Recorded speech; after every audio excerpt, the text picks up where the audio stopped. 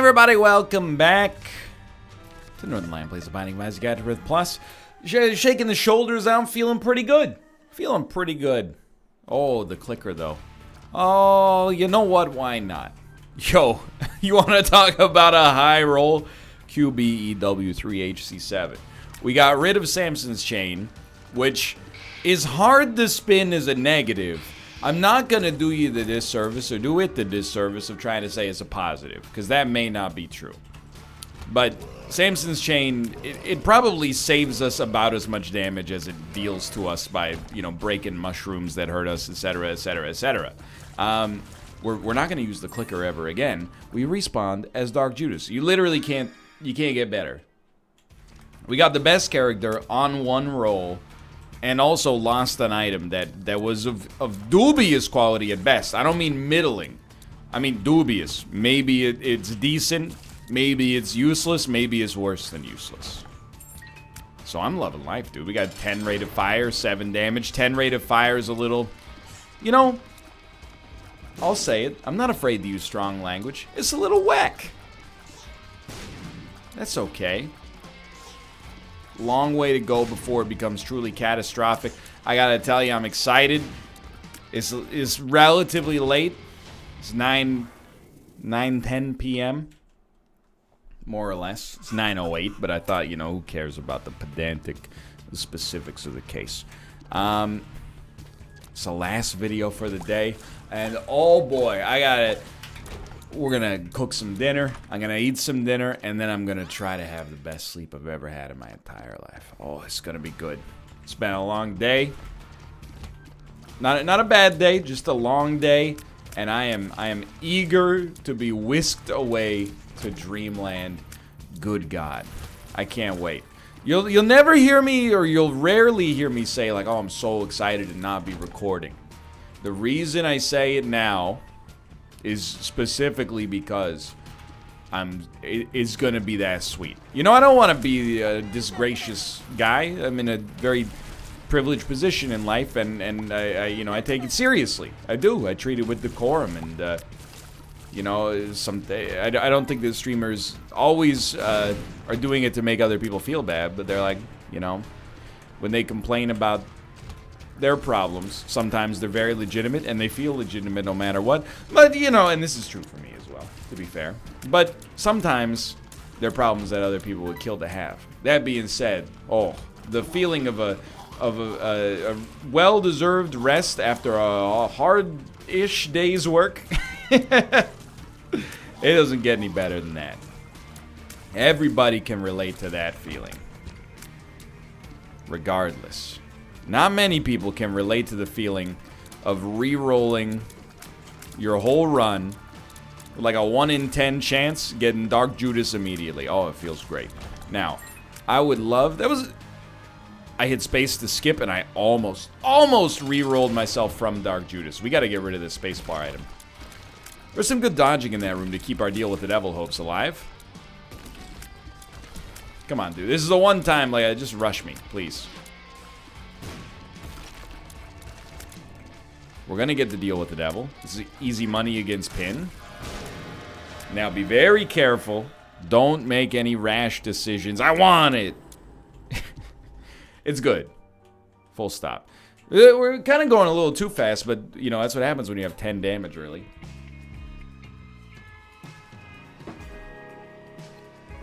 I think we will take we want Spirit Hearts. Our dream would be like 9 lives. I'm willing to take a stab at it. Yo, that's a huge get.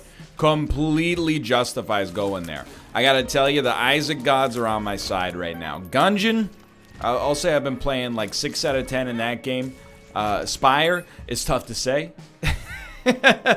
I really think that you have to be good at Spire to win on A20, but I also think that a surprising amount, and not everybody... I think that Spire is the game where the seed determines the most out of your chances for success, to be honest. And the reason I say that is because even the best players have like a 1 in 3 win rate. So I think that the run itself, in its own way, it has the greatest influence. I think a really good Gungeon player can win just about any Gungeon run. Just about any Gungeon run. I think a really good Isaac player can win, you know, maybe like literally every Isaac run. I think Inspire, if you're... Oh, I didn't need to put that there. It's okay. If you're playing 820, it's a bit more of a crapshoot. A woohoo. Want to get electrodynamics in. A woohoo. That'll work. Ooh, ow! Can someone crunch the numbers on that one? You feel like I just broke the laws of physics? Oh my god, we got really lucky there. The run is not guaranteed set in stone right now. It's obviously needs a little bit of... It doesn't need support. It could benefit from support. You know, like a house made out of Lego. You know, that is not really a good metaphor, but it's been a long day. Really, speed, HP, rate of fire. If we get any of those, anything on those spectrums, pretty much whatsoever, no complaints to be offered. We don't need any of them. I mean, like, we're in an amazing spot, particularly on DPS early, but if we're looking for anything, and obviously, hey, you know, you don't have to feel bad about asking for things, because we're spending resources, you know? We're spending, we're spending keys, we're spending HP in some circumstances, we're spending our dang old time, so I'm not going to apologize for asking for just a teensy-weensy speed upgrade. I mean, it's a wafer-thin speed upgrade. That was supposed to be a French accent, believe it or not. It's an ancient Monty Python bit. Ancient, but timeless as well. Okay, dude, huge get. Thank you so much. I thought we should take our time and endeavor, if possible. I mean, the floor is obviously almost over. But take our time and, if possible, see if we can get a key, go to our shop. Not really stoked about Continuum right now, but it'll change. That'll change. Got a key? Why did I do it, dude? It's probably worth it for the golden poop, but on principle, we shouldn't be doing this stuff. Never mind. Anyway. What's my plan for the rest of the night? I don't want to tell you, because you're going to laugh at me. My plan for the rest of the night, you know, I'll probably finish this episode. It'll be like 9:45. It's a good time to cook some dinner. Let's be honest. We're going to make... I told you recently we got rid of our meal prep service. I call it a meal prep service. It makes it sound so hoity-toity. Like somebody comes to our house and is like, sir, may I use the facilities? We're making a delicious steak au poivre today. It's not really... It's a dude who hates his job would come to our apartment and be like, hey, I got a bag full of ingredients here for Rin. And I'm like, yeah, it's me, I'm Ryan. And they're like, okay, here you go. More power to him again, but... so we're cooking our own meals. We're making a Japanese curry tonight in the Instant Pot. It always comes out moist, tender, delicious. I'll give you the recipe. People always ask for the recipe. Now, let me tell you something. You shouldn't be asking me for the recipe.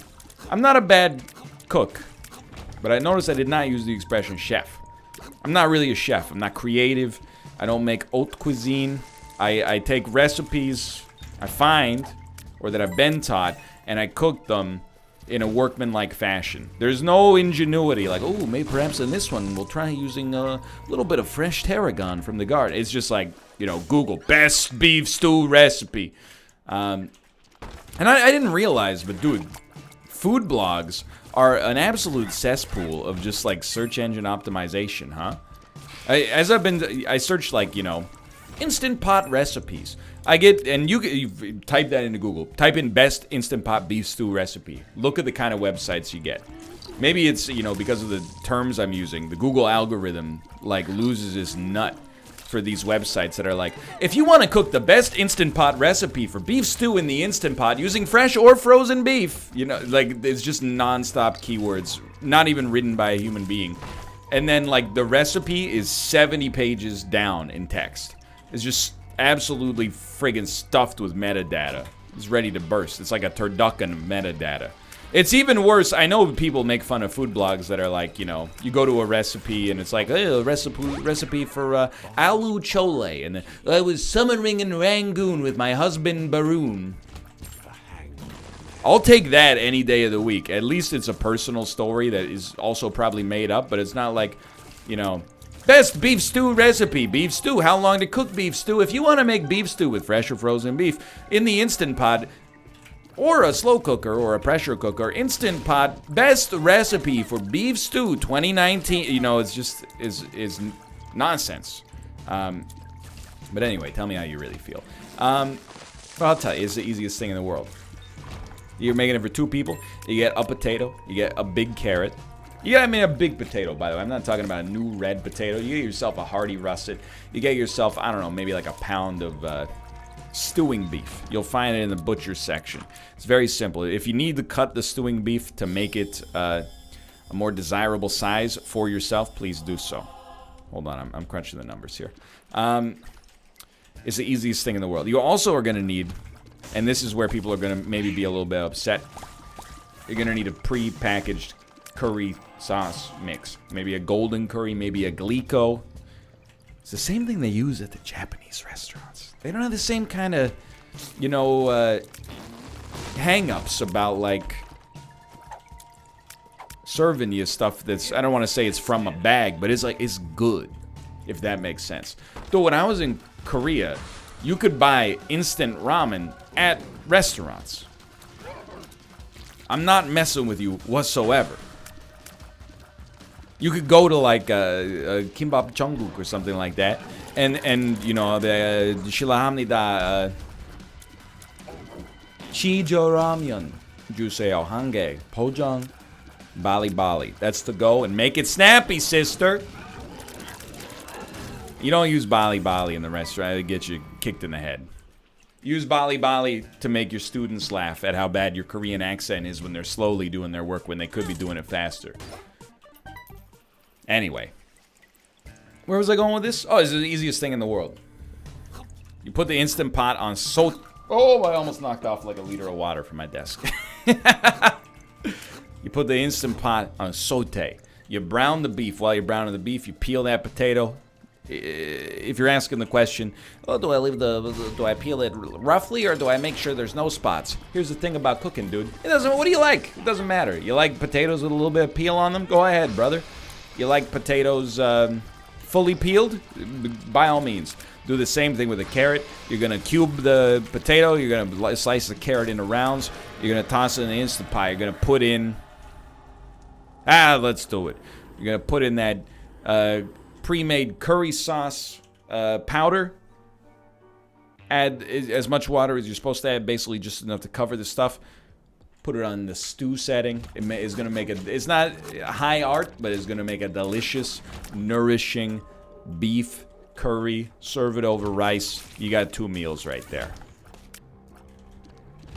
I know you're going to say a pound of beef, a potato, a carrot, 2 meals. Well, there's nutrition and, like, you know, micro and macro nutrients inside of the curry sauce as well. It's a vegetable and fat mix, basically. Anyway. Oh, dude. Just even talking about it's got my stomach rumbling a little bit. I'm hungry. After that, I was thinking, you know, I could take a little walk around the neighborhood, play some Pokemon Go. I live in a neighborhood. It's definitely not unsafe to walk around at night, but it'll probably be like 10:30. I don't know if I really... Maybe I'll just watch a little bit of Better Call Saul. I don't know. This is a great show. It took a bit to hook me, not because it was bad, but because I was like, it's great, but it's almost like it's not clickbait. Like, you know, so many TV shows, I wouldn't say it's a bad habit necessarily, but the way that they keep you watching is they end an episode on a cliffhanger. They give you like a little taste of like, you know, a gun goes off, boom, and then you see like a main character is like holding their chest. And then you look up and see who shot the gun. It's their best friend. And then they, you know, fade to black. See you next week on the OC. And then, you know, they fade in next week. You're like, I gotta watch this episode. And then it turns out they were just practicing for the school play. And that was hey, what do you think about my fake blood packet, Tommy? You know, you get the idea. Hell's Kitchen does that all the time.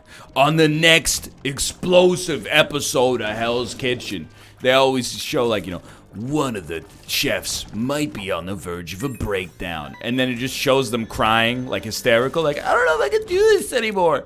And then it turns out they were not on the verge of a breakdown. They got a call from, like, their mom. And they were like, I miss you. And then they just cried because they missed their mom. And I don't know if I can do this anymore.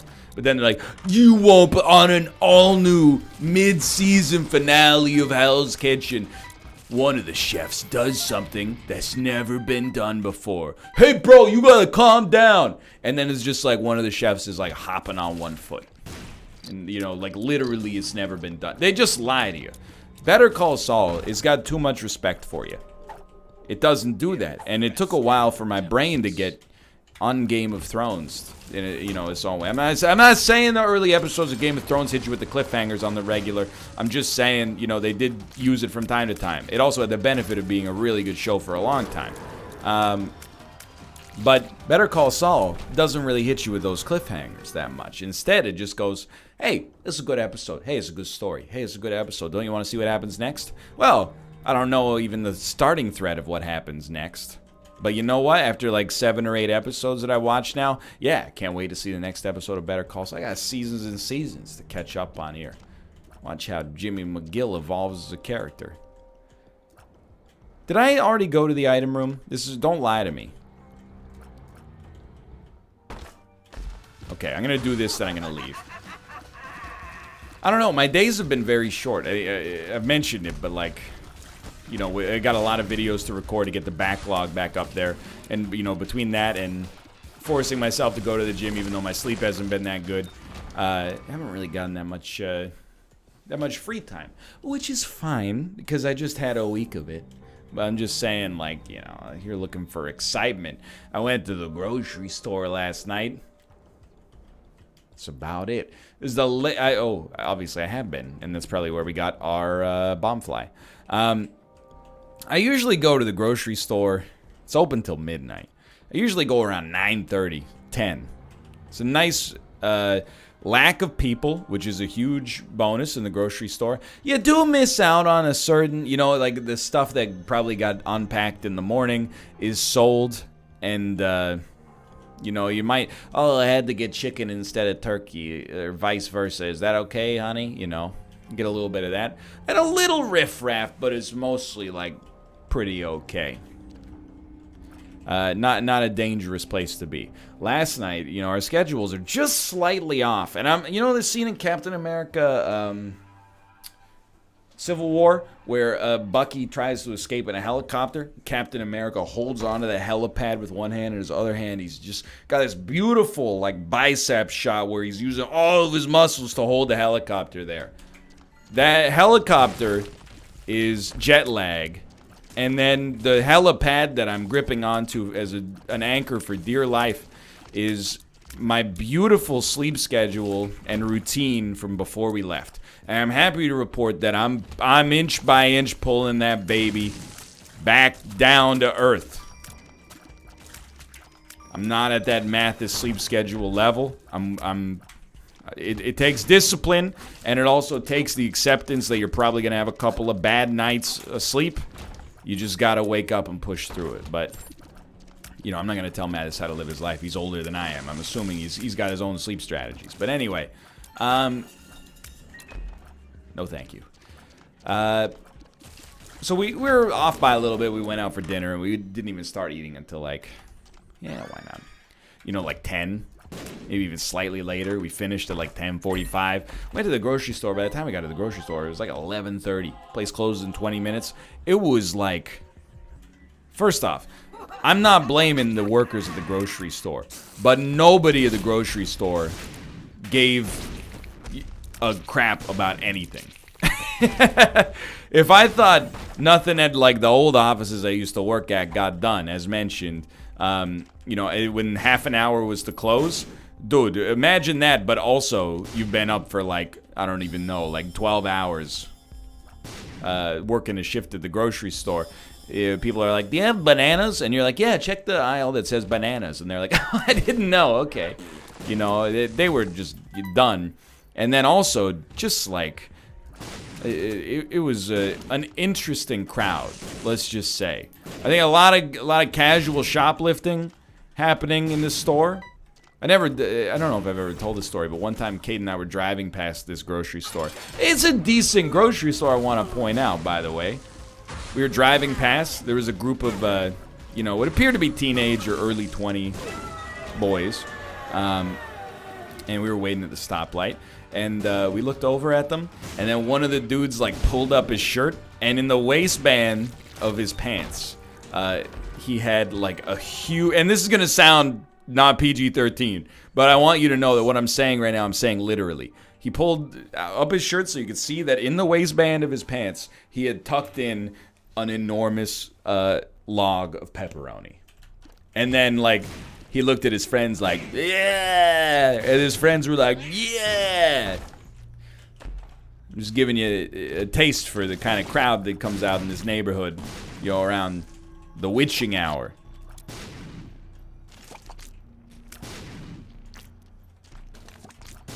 I was trying to work in like an Echo and the Bunnymen joke about the witches. Yeah. The killing time. Minor shoplifting fine. Steal. Okay, it's not gonna... That's The Killing Moon by Echo and the Bunny. It's a great song. You should check it out. Off the same album title, I believe, from like 1986. Oh, dude, that album is full of slappers. You don't hear it too often. Every once in a while, you'll be in a store and you'll hear, swung from a chandelier. The planet stepped on the silver sun. What is that album called? Yo, Echo and the Bunnymen, 1984. Sorry, it's called Ocean Rain. That's right. Oh, that's an absolute banger. Anyway, where was I going with this? I was late at the grocery store is all I'm saying. That's the end of the bit. That's why I had to spin it out a little bit more. We were like using the self-checkout. When you use the self-checkout, you gotta call an attendant over to prove that you paid for parking. It doesn't make any sense to me, because you could just steal from the self-checkout. It's kind of, it's like, it was designed by the managers of the grocery store and not an actual, like, business analyst. Here's the way it works. You pay for parking. It's, it's a covered parking lot the grocery store does not own. It's a couple of bucks. If you go up and you go, hey, I parked here, they'll validate your parking and they'll give you $3 off your grocery bill. Now, in order to get the $3 off your grocery bill, with the self-checkout, you gotta talk to somebody. You go, I got parking. You hand them your thing. They give you, they type in a code. With that code, now $3 comes off your bill. It's an extreme loss of man hours when you consider that I could also just not pay for half the stuff in my cart and walk out because no one's checking it. If you're gonna have the honor system for maybe 150 bucks worth of groceries, I don't understand why you can't have the honor system for parking, but maybe I don't get it, dude. Maybe I don't get it. But this definitely seems like one of those things. There's probably a young go-getter works at the grocery store. Hey, boss, do we really need to do this whole parking validation thing? Why don't we just say, like, hey, if you got parking, press here. I don't know. Maybe, there's probably a good case to be made that people would probably be less likely to steal by just like, hey, I'm not going to scan this ground beef. But more likely to just hit that parking button and just be, and if someone comes over, you'd be like, oh, sorry. Must have hit that by accident. So maybe I'm not as smart as I think I am, but I don't know. The jury's still out. Anyway, we excuse me. There's a staff member there. This is their job. And like, excuse me. She wasn't looking. So the dude who was self-checking out next to us in a really loud booming voice, nice guy. He went, excuse me, miss. And then she was like, oh, snap. You know what she was doing? Reading the tabloid magazine from the rack. I can't help but feel that if I did that, I might get yelled at. They'd be like, hey, dude, you can't just read the magazine for free. That's pirating. You're pirating that Us Weekly into your brain right now. I guess if you work there, the rules might be so. Look, I'm not trying to narc on her. I just, you know, I was tired. I wanted to get out of the dang grocery store. That's all I'm trying to say. Help. I'll tell you, I hate a late, or I love a late grocery shop. I hate an early grocery shop. The last time I remember buying groceries at the grocery store, like at peak hours on a Saturday, all I remember is that, you know, it took us a long time to get through the checkout because there were a lot of people, and everybody was looking around going like, can you believe how long it's taken us to get through the checkout? And I just got to hit them with the expression, you know? You ever hear that idea that you're not in traffic, you are traffic? It's the same deal happening right here. They got 10 lanes, they got 9 cashiers, and you're like, man, this is crazy. Well, you ever consider maybe not buying your groceries at 1 p.m. on a Saturday? We all got to make sacrifices, brother. I'm not recognizing my own privilege, making my own hours here. Kate and I are very lucky to not live a peak hours life, you know? We can go out for lunch at 2:30 or 3. We can go out for dinner at 9 or 10. It's nice. If you hate crowds, and I mean, I just got back from, you know, one of the most densely populated cities on earth, and it doesn't really bother me, but it's just nice to be, you know, to get what you ordered quickly. To get your errands done quickly as well. If you got the opportunity, if it wouldn't screw up your schedule, try a 10 a.m. gym visit. You know, before the people that are there on their lunch break are going, before the people that go there after work are going, but after the people that go there before work. It's nice. You got a couple of casual senior citizens walking on a treadmill, having a nice conversation about the good old days. Personal trainer teaching the flavor of the month exercise to whatever client has decided to pay him $40 an hour to wrap a resistance band around his abdomen and then run him around the rest of the gym like he's his own personal horse. And then you, just subtweeting about everybody from the comfort of the power rack and feeling superior. For no reason whatsoever. See, I recognize my own bad habits, alright? Hold on. We're not Guppy. We have to decide, what do we care more about? The left hand giving us a Guppy chance or losing out on some guaranteed items. I think I'll use the left hand for the rest of the floor. Hope for the best. Probably won't become Guppy. Not that big of a deal considering we got Dr. Fetus. They don't work badly together, but you know, they don't work amazingly together. Anyway. See, that's what I'm saying, you know? The anecdote machine is recharged. I'm ready for banter. The banteries are recharged, but simultaneously now I'm like, we got to get them out on paper. Let me grab this, please. Thank you. Thank God for homing bombs, by the way. Because our shot speed is way too freaking high. But if we shoot to miss, we can actually, like, curve it around. It's like an Apollo 13, like, John Glenn style. It's an advanced maneuver, not recommended for your casual audiences. It's getting the job done, though.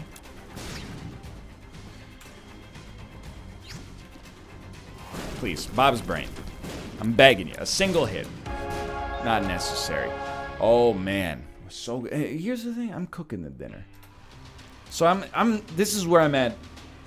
So I've recorded a lot of videos today. I'm excited to be peeling this potato.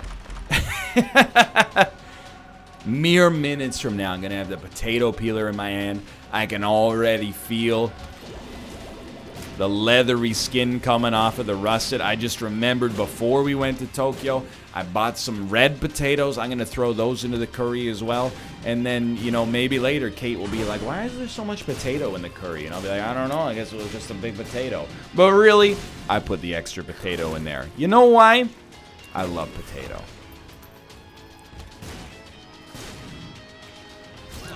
You ever think about, I've been thinking about this now and then recently, because here's what brought it up. Kate and I were at her friend's wedding. They had an amazing like a hot bar buffet style setup. And the food was really, really good. But you gotta do math when you go up to these. Or you gotta at least do some mental planning, you know? Because you go by, first you get the salads. Gave us, you know, roughly half my plate to the salad. Then you got, you know, your traditional sides and your starches. You got like a macaroni salad. You got some roasted potatoes. You got like a weird noodle salad that you know, is not for me. Forgot that was my dude. And then you got the protein at the end. There was some salmon. There was some chicken. There was some prime rib. And the prime rib was... I'll give you a little micro anecdote. I'm never this guy that asks for more food. I'm being 100% honest when I say this. But this guy at the carving station, he cut me some prime rib. It was a tiny slice. I'm telling you, it was like a 75 calorie slice of prime rib at most. And I said, sorry. I was very deferential. You won't believe it because I sound indignant right now. But I was very deferential. But I swear to you, and there was he was cutting from a huge roast. I was like, excuse me, sorry. Would it be possible for me to get some more? He wordlessly, without a hint of emotion to his face, cut me a slightly larger piece, enough for me to be content with, plopped it on my plate, and I said, thank you very much. Not in a sarcastic way at all, in a genuine, man-to-man, you've saved my life with this slice. And then he said, what, no more? And then, like, gave me a smug look. You know... I'm not Larry David. I'm not gonna make the whole wedding about this dude being like a little bit rude. Maybe he's having a bad day, but it's not the best bedside manner, Dr. Rib. Anyway, do you ever think, and this is where I was going earlier, that the foods that you think taste the best aren't actually necessarily the best tasting foods, but are just the foods that you told yourself as a child that taste the best? I know this sounds ridiculous, but here I was thinking about it because I had the choice. I had a little bit more room on the plate. And I said, what am I going to take? Some cucumbers and sesame oil or some roasted potatoes? I feel like most people are going to be in this boat that I was in. I said, you know what? Potatoes. Why potatoes? I love potatoes. They're delicious, hearty, fluffy. A little bit of salt makes them go a long way. It's one of the best tasting vegetables. You know what I got? The cucumber. As I was eating the cucumber, I thought to myself, you know what? I think I might actually like cucumber more than potato. It's crunchy, it's crispy, it's juicy. A little bit of salt makes it go a long way. As I was eating it, I was fulfilled on a deep level, genuinely. I was like, at runtime, I chose the cucumber, and it was the right decision. But if you had asked me, and even if you asked me today, what do you prefer, cucumber or potato? My brain, it doesn't think about the answer. It doesn't compute. It doesn't think about the taste of a cucumber and the taste of a potato. It just goes, dude, potatoes. Come on. Mashed potatoes, roasted potatoes, French fries, hash browns, latkes. How could you not say potatoes? I'm just saying. I'm going through this right now where I'm eating some different stuff, and I'm like, you know what? I'm not saying I don't like chicken nuggets. Maybe the smoked salmon is actually better, but my brain's got like this emotional attachment and this historical inertia associated. Anyway, I'm up my own butt right now. For now, thanks for watching. I hope you've enjoyed it. If you did, click the like button. Helps a great deal. Of course, subscribe if you want to see more in the future. For now, thanks for watching. I'll see you next time. See ya.